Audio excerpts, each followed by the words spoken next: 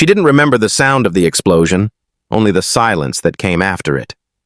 A strange, unnatural silence. The kind that happens when your ears stop believing the world is real.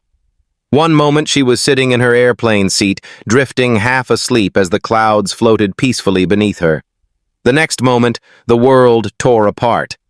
The cabin burst open like a ripped envelope. Passengers vanished into the sky, and the pressure inside her head exploded in a flash of white pain. She didn't even realize she was falling until the cold hit her. Sharp, brutal, unforgiving.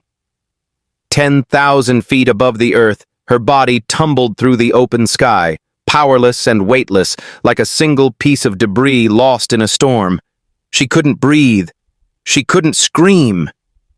The air punched her in the face with every second, snatching away her breath before she could even gasp. Her hands clawed at nothingness. Her eyes burned from the rushing wind. Time didn't slow down. It stopped altogether. She wasn't thinking about survival. She wasn't thinking about death. She was simply falling. Below her stretched an endless ocean of green. The Amazon rainforest, dense and deadly, rising faster and faster as gravity dragged her down. People don't survive falls from buildings. They don't survive falls off cliffs.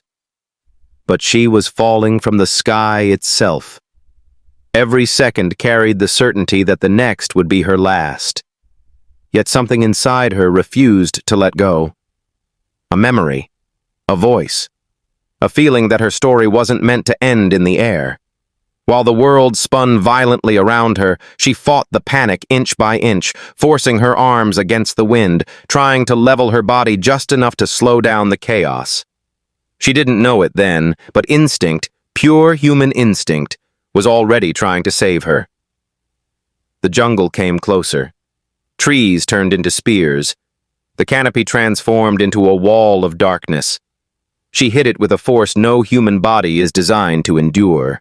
Branch after branch snapped beneath her, each one slicing, bruising, breaking, but also slowing her down just enough to keep her heart beating. By the time she crashed through the final layer of leaves and slammed into the forest floor, she was barely conscious, broken, bleeding, and somehow alive. But survival wasn't victory. It was only the beginning. Because the jungle didn't care that she had just fallen from the sky. It didn't care that she wasn't supposed to be alive. It offered no comfort, no safety, no mercy. It simply waited, silent, dark, endless. And there, surrounded by snakes, insects, mud, and shadows, a 17-year-old girl opened her eyes. She had survived the impossible. Now she had to survive everything else. It began as an ordinary morning, the kind of morning no one remembers, because nothing seems special until everything is taken away. She woke up early, rubbing sleep from her eyes as sunlight carved golden lines through the curtains. Her mother was already moving around the house, gathering documents, checking bags, humming softly the way she always did when she tried to hide her worry. They were traveling to spend Christmas with family. A simple trip, a short flight. Nothing unusual. At the airport, everything felt normal. Families lined up with luggage, children pressed their faces against windows, and announcements echoed through the terminal. She and her mother sat together, sipping juice from paper cups while waiting to board. Her mother kept smiling, but her eyes drifted toward the weather outside. Darkening clouds, heavy winds, the kind of sky pilots warn about. But airlines don't cancel flights for a few clouds, and passengers don't imagine disasters.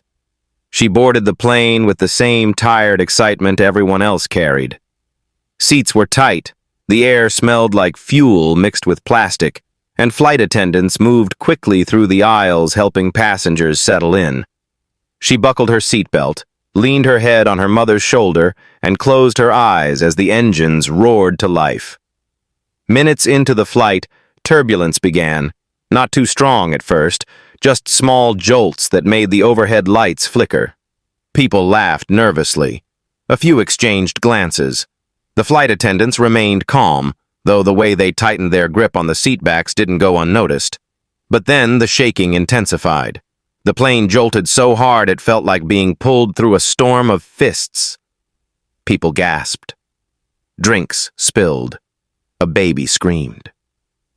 She felt her heart climb into her throat, and her mother squeezed her hand without saying a word. Lightning flashed outside, illuminating the clouds in violent bursts.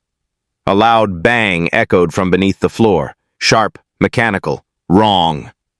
The aircraft suddenly dipped, then swayed, then lurched upward as if fighting the air. The captain's voice crackled over the speakers, strained but trying to remain calm. "Ladies and gentlemen, please stay seated." Another explosion cut him off. This time, it wasn't thunder. It was something inside the plane. Something that ripped through metal, wires, and human certainty. A section of the cabin wall tore open, and a blast of freezing air exploded inside. Papers, bags, and even seats were sucked toward the gaping hole. People screamed as oxygen masks dropped from above. She didn't even process the fear. She just reacted, grabbing the armrest, gripping her mother's jacket, trying to breathe through the mask. But the chaos didn't give her a chance. The plane split again. The force hit her like a hammer, ripping her from her seat, tearing her mother's hand from hers. She felt her body jerk forward, then weightlessness swallowed her. The world became a blur of wind, noise, and nothingness. She was no longer inside a plane. She was falling.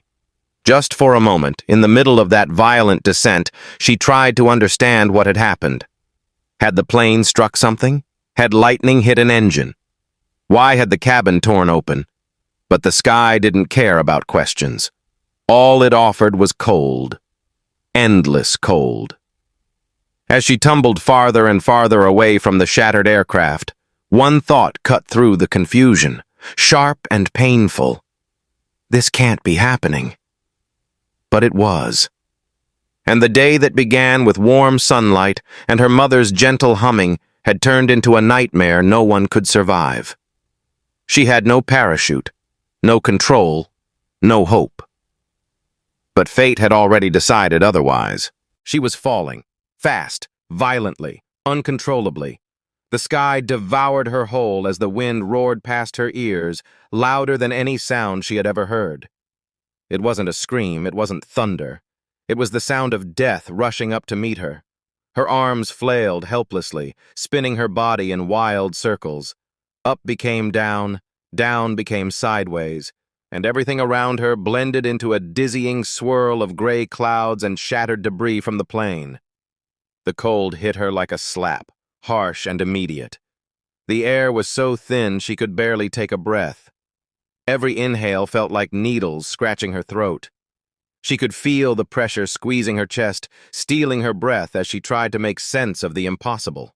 Her fingers stiffened in the icy wind, her eyes watered from the force, her lungs begged for air that wasn't there.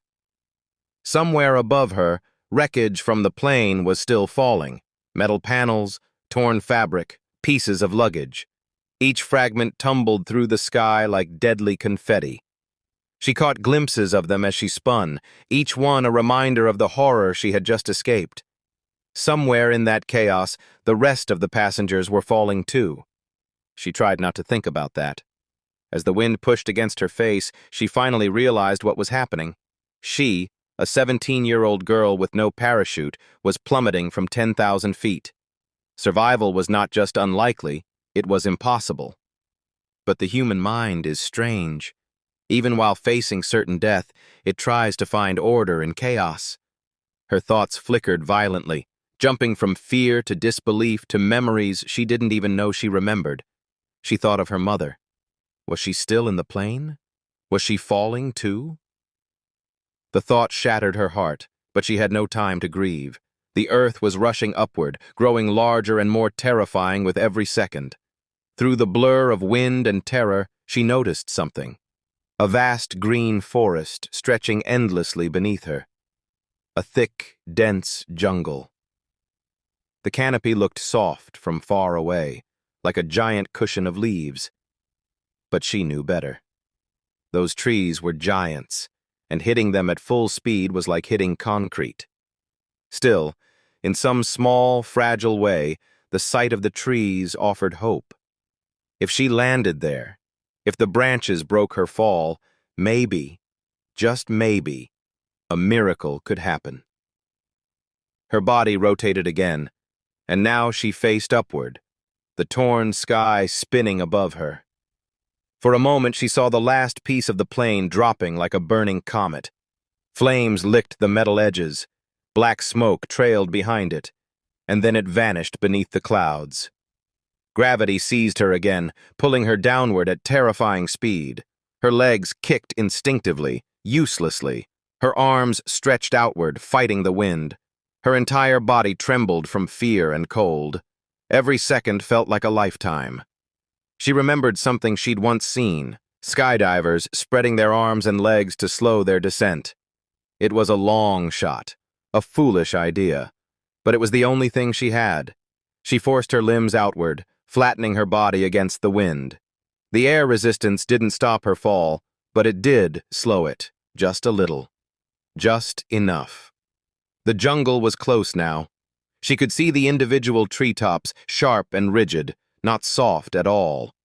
Her heart pounded against her ribs, each beat louder than the wind itself. The branches reached upward like claws waiting to tear her apart. She squeezed her eyes shut as the first leaves brushed her skin. Then came the impact. A branch slammed into her leg. Another smashed against her shoulder. Leaves whipped across her face. The world became a violent blur of snapping wood and crushing force. She fell through layers of branches, each one breaking under her weight, slowing her descent in painful, bone-shattering bursts. And then, darkness. She crashed through the final layer of canopy and hit the forest floor with a force that stole every breath from her lungs. Pain exploded across her body. The world spun.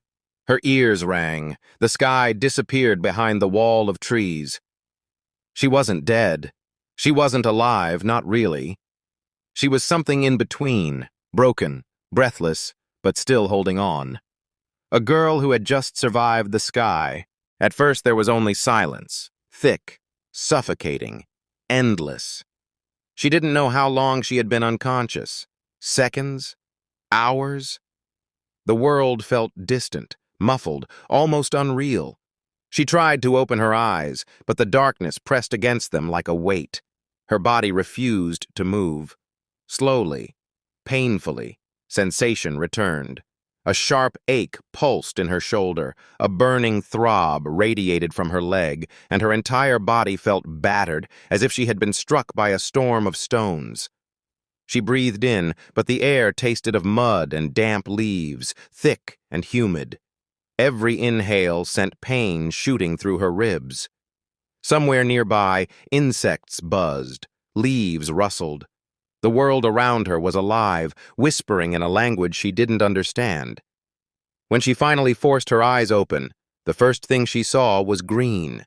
Not a soft green, but a deep, choking green. Vines, leaves, ferns, twisting branches stretching above her like an endless ceiling.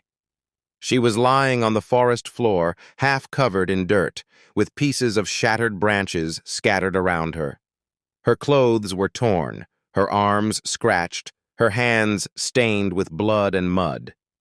For a moment, she had no memory of how she got there. She stared at the canopy, blinking hard, until the sky collapsing around her returned in violent flashes. The explosion, the wind, the impossible fall. Her heart jolted. She tried to sit up. Pain screamed through every bone in her body. She collapsed back onto the ground, gasping. Something was wrong with her collarbone. Her right leg felt numb at first, then suddenly stabbed with pain when she tried to move it. She lifted her hand and felt a warm stickiness on her forehead. Blood. A lot of it, dried and cracked. But she was alive. Against every law of physics, every rule of nature, she had survived a fall.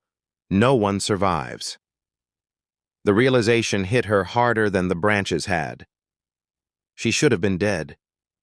Yet here she was, injured, weak, alone, but breathing.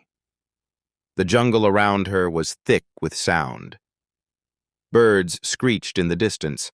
The low hum of insects filled the air, constant and unsettling. Her ears picked up a faint trickling sound, too. Water? A stream? She couldn't tell. Her stomach tightened with hunger, but she ignored it. Her first instinct was to call out. "Help!" Her voice barely rose above a whisper. It was dry, fragile, almost gone. She coughed, the pain tearing through her chest. No answer. Of course there wouldn't be. She was deep inside the Amazon rainforest, one of the wildest places on Earth. No roads, no houses, no people, just miles and miles of dense, unforgiving wilderness. She needed to move. The thought terrified her. Every part of her body protested, but lying there meant death. Death from hunger, from infection, or from something far worse. This jungle was home to predators that didn't care how far she had fallen. She rolled onto her side, groaning as the pain tore through her shoulder. Her vision blurred, then sharpened again. Using her good arm, she pushed herself up to a sitting position. The world tilted violently. She steadied herself against a tree trunk, breathing slowly, fighting the urge to pass out again. Her injuries were serious. She knew that. But she also knew she couldn't afford to panic. Panic would kill her faster than anything else. She glanced around. Broken branches surrounded her, twisted and split where she had crashed through the canopy. It was a miracle she hadn't landed on a rock or a fallen log. The branches had slowed her fall, painfully, brutally, but enough to keep her alive. She wiped her eyes with trembling fingers. Tears mixed with dirt on her cheeks. She whispered to herself, barely audible, "I have to move." It didn't matter where. She just needed to get up, to crawl, to survive the next minute, and then the one after that. Grabbing the tree trunk, she pulled herself upright, each inch a battle. Her injured leg dragged behind her, her shoulder throbbed with every breath. Sweat dripped down her face, but she stood. In the heart of the jungle, surrounded by darkness and danger, she took her first step, not toward rescue, not toward safety, but toward survival. And she wasn't going to stop. Every step felt like breaking a promise her body made to quit. Her injured leg dragged behind her, each movement sending a sharp bolt of pain through her nerves. Her shoulder throbbed uncontrollably, and every breath reminded her that her ribs were bruised, maybe even cracked. But pain wasn't her enemy anymore. Stopping was. The jungle swallowed her whole as she hobbled forward, trees towering like ancient guardians, vines hanging like traps, the ground uneven and treacherous. The air was thick with humidity, heavy enough to breathe in chunks. Her clothes clung to her skin, soaked in sweat, dirt, and dried blood. The insects were relentless. Mosquitoes swarmed her like she was the only living thing for miles. Ants crawled up her legs. Tiny biting flies hovered around her wounds. Each sting forced her to keep moving, even when her legs begged her to stop. She needed water. She needed rest. But most of all, she needed hope. Hours passed in a blur of pain and determination. The sun shifted overhead, turning the jungle from dim green to fierce gold. Her throat felt like sandpaper. Her tongue stuck to the roof of her mouth. She had never known what real thirst felt like until now. Then she heard it. Faint. Distant. A light trickling sound. Water. Her heart surged with a spark of energy she didn't know she still had. Leaning against trees for support, she dragged herself toward the sound. Every step felt longer than the last. But the sound grew louder, clear, rhythmic, alive. Finally, she pushed through a curtain of vines and found a narrow stream cutting through the forest floor. The sight of it nearly brought her to her knees. She fell beside it, scooping water with trembling hands and drinking as carefully as she could. The cold liquid shocked her throat, but it revived her more than anything else could have. She washed the blood from her face, cleaned her wounds with the cool water, and sat back, breathing deeply. For the first time since she opened her eyes on the forest floor, she didn't feel like she was seconds from collapsing. But the jungle wasn't done with her. As night approached, the temperature dropped quickly. Shadows stretched across the ground. Strange calls echoed from deep within the trees. Growls, screeches, rustles. The darkness felt alive. Predators would be waking soon. She needed shelter. Using her good arm, she dragged large leaves and broken branches toward a fallen tree. She cleared an area under its trunk and created a small, makeshift space where she could curl up. It wasn't a home. It wasn't even safe. But it would hide her from creatures searching for movement. She lay down, pulling leaves over herself for warmth. Her body ached from head to toe. Every injury pulsed like a warning siren. The forest hummed, clicked, and growled around her. But exhaustion won. Her eyelids grew heavy. Her breathing slowed. Sleep came, not peacefully, not fully, but in broken pieces. Dreams blended with memories. She heard her mother's laughter, felt her hand squeezing hers in the airplane. She relived the fall, the spinning sky, the cold wind. She jolted awake more than once, gasping for air. By morning she felt worse, but she was still alive, and that meant she had a chance. With daylight came a realization. If she stayed near the stream, she could survive. Water meant life. Streams often led to rivers. Rivers often led to people. So she followed it. She moved slowly, carefully, using branches as crutches. Hunger clawed at her stomach. She picked wild berries she hoped weren't poisonous, chewing them slowly and praying her body wouldn't reject them. She splashed water on her wounds to keep them clean, wincing at the sting. She slid down muddy slopes, climbed over tangled roots, and waded through shallow water when the stream narrowed. Every obstacle tested her. Every step was a decision between giving up and trying again. But something kept her going, something stronger than fear, stronger than pain, the will to live. Even as the jungle whispered danger, even as fatigue threatened to shut her eyes forever, she walked. Not toward a destination she could see, not toward a certainty, but toward survival. Days passed, not in clean, counted numbers, but in aching stretches of hunger, crawling hours of pain, and small victories that felt enormous. She lost track of time. Morning light came and went. Nights stretched like endless tunnels where every sound felt like a threat. Snapping branches, distant growls, the flutter of wings overhead. The jungle was no longer a place. It was a living creature with its own heartbeat, its own hunger. Still, she followed the stream. Sometimes she walked.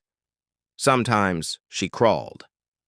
Sometimes she simply slid her body forward, inch by inch, using roots and rocks to drag herself along. Her injuries worsened. Her legs stiffened and swelled. Her shoulder burned with every movement. But her mind, fragile yet determined, pushed her through the pain. She had tasted hope once. She wasn't letting it die. On the fourth day, she thought it was 4, though she could have been wrong, the jungle changed. The air felt lighter, the trees spaced out more. The sound of running water grew stronger, louder, deeper. Not a stream anymore, something bigger, a river. Her heart hammered in her chest. If she could reach a river, she might find a village, a fisherman, a boat, anything. Using a fallen branch as a crude walking stick, she forced herself to keep moving. Every few steps she had to stop and catch her breath. Sweat dripped into her eyes. Her lips were cracked, her muscles trembling from exhaustion. The ground sloped downward. She pushed through thick ferns, tripped over a hidden log, and nearly fell face first into the mud. But she didn't stop. She clawed forward, pulling herself through the undergrowth. Then she saw it, a ribbon of silver cutting through the green, wide, slow-moving, beautiful, the river. Tears filled her eyes before she even realized she was crying. She stumbled toward the bank, collapsing onto the soft, wet earth. The water shimmered in the sunlight. Birds glided above it, their wings reflecting the golden light. For the first time since the fall, she felt something close to relief. She wasn't saved yet, but she was close. She cupped the water in her hands, drinking slowly. Her reflection stared back at her, dirty, bruised, bloodied, barely recognizable. But her eyes were alive. As she rested by the river, she heard something different from the whisper of leaves or the buzz of insects. A low rumble. She froze. Was it thunder? An animal? Her heart raced. The sound grew louder, closer, more rhythmic. Not thunder. An engine. Her breath caught in her throat. She crawled toward the edge of the riverbank, scanning the distance. For a moment, she saw nothing but shimmering water. Then, through the bend in the river, something emerged. A small boat. A real boat. A man stood at the front, scanning the riverbanks for debris or wildlife. He hadn't seen her yet. She tried to call out, but her voice cracked into silence. She tried again. "Help!" It came out as a whisper. Panic surged. She couldn't let the boat pass. She forced herself to her feet, screaming with every ounce of strength left in her lungs. "Help!" Her voice echoed across the water, weak but real. The man turned. At first, he didn't seem to understand what he was seeing. A thin, injured girl standing in rags at the edge of the rainforest. But then he dropped to his knees in the boat, waving one arm urgently while shouting something she couldn't hear. The boat turned sharply, heading straight toward her. Her legs buckled, but she stayed upright, tears streaming down her face. The engine roared louder. The bow of the boat cut through the water like a knife. When it reached the bank, the man jumped out and ran toward her. He shouted questions. Who was she? What happened? How long had she been here? But she couldn't answer. Her voice was gone. Her strength was gone. All she managed was a single whisper as she collapsed into his arms. "I fell. From the sky." Those words stunned him, but he held onto her tightly, lifting her into the boat. For the first time since the plane tore apart, she was safe. Her nightmare wasn't over, but her miracle had finally begun. The world blurred as the boat moved down the river. She drifted in and out of consciousness, hearing voices she didn't recognize, urgent, panicked, full of disbelief. Hands pressed against her wounds. Someone lifted her head gently to give her water. Another placed a cloth on her forehead. Every movement felt distant, like it was happening to someone else. The man who rescued her kept repeating the same phrase under his breath, as if trying to convince himself it was real. She fell. She fell from the sky. He had lived in the jungle for years, seen storms rip trees out by their roots, watched animals tear each other apart. But nothing prepared him for the sight of a teenage girl stumbling out of the rainforest after surviving what should have been instant death. As the boat cut through the water, the river widened. Sunlight reflected off the surface like a field of stars. Birds soared overhead, their shadows sweeping across the trees. She watched them through half-open eyes, wondering how something so peaceful could exist beside the nightmare she lived through. After what felt like hours, the boat reached a small riverside village. Wooden houses on stilts, children running barefoot, fishermen cleaning their nets. When the villagers saw the man carrying her into the clearing, they froze. Whispers spread instantly. Who is she? What happened to her? Is she alive? Where did she come from? But when he answered, the entire village went silent. She survived a plane crash. Shock turned to horror. Someone ran to call for the local authorities. Another rushed to bring blankets. A woman fell to her knees beside the girl, gently wiping the blood and dirt from her cheeks. A young boy stood nearby, eyes wide with fear and awe. They brought her into a medical hut, a small structure with wooden walls and a tin roof. Inside, 2 volunteers worked quickly, cleaning her wounds, setting her leg, wrapping her shoulder. The pain was unbearable, but she stayed still. She had survived worse. One of the women tending to her spoke softly, trying to keep her awake. "You're safe now. Stay with us. Help is on the way." Safe. She let the word settle inside her, fragile and new. Hours later, the sound of helicopter blades filled the air. The villagers ran outside, pointing at the sky. A rescue aircraft descended, sending dust swirling across the ground. Paramedics rushed out, carrying equipment and stretchers. The moment they saw her, their expressions changed. Shock, disbelief, respect. "How is she alive?" one of them whispered, barely audible. They carefully placed her on a stretcher, checking her pulse, shining lights into her eyes, speaking in quick, clipped tones. She tried to speak, but only a rasp of air escaped her throat. As they lifted her into the helicopter, the villagers waved. The man who had found her stood with his hands on his hips, shaking his head as if still not convinced any of this was real. Their eyes met. She managed a weak smile. He nodded, slow, proud, amazed. The helicopter rose into the sky, carrying her away from the place that almost became her grave. Wind whipped against the windows, but this time she wasn't falling. She was rising, climbing, returning from the edge of death. In the hospital miles away, doctors worked for hours. They treated fractures, stitched wounds, monitored her heartbeat. When she finally woke up in a clean white room with sunlight streaming through the windows, she felt a wave of relief wash over her. She was alive, not by luck, not by chance, by miracle.